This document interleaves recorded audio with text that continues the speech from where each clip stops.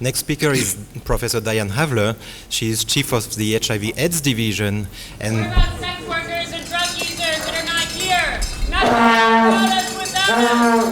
Nothing about us without us. Nothing about us without us.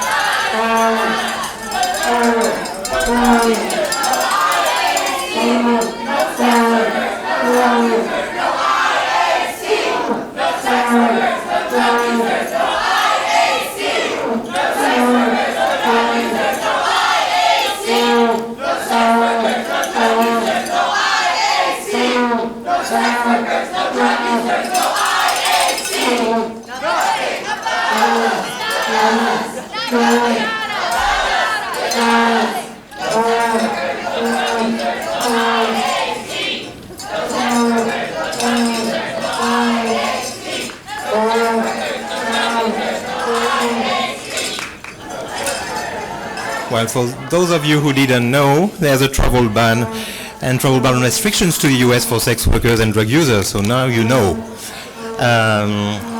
And thank you for that.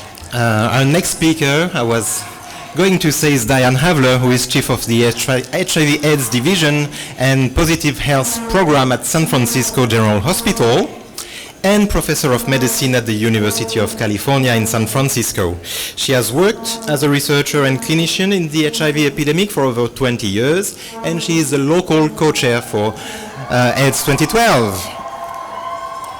Thank you, Bertrand.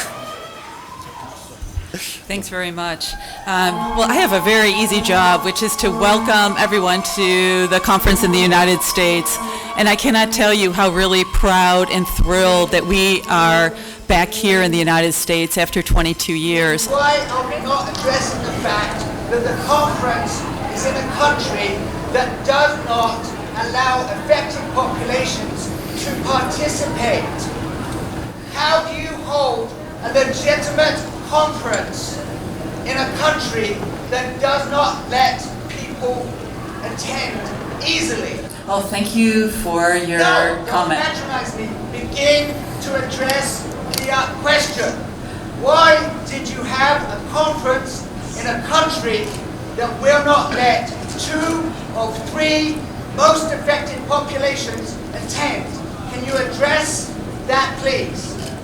I think what I can say is that we recognize in beginning to end the AIDS epidemic that the point you're making, that we need to be inclusive, and in order to begin to end the AIDS epidemic, that we need to address all populations, the ones that you mentioned and all other populations who are affected by HIV. It's outrageous that in 2012, when we have everything to beat this epidemic, we still have to fight prejudice, stigma, discrimination, exclusion, criminalization, not only in our homes, in the street, in the police station, even in the courts. It was very important for me to work to help lift the travel ban, to allow the conference to come to America after 22 years. It was very difficult, but many of you here, many throughout the country, throughout the world said, yes, we can, and we did that. Now I introduced legislation last week because I agree we should have meaningful dialogue with sex workers, with men who have sex with men, with transgender people, and also with drug users. And so this is another policy and another effort that we have to mount together. And so the legislation that I introduced will do just that.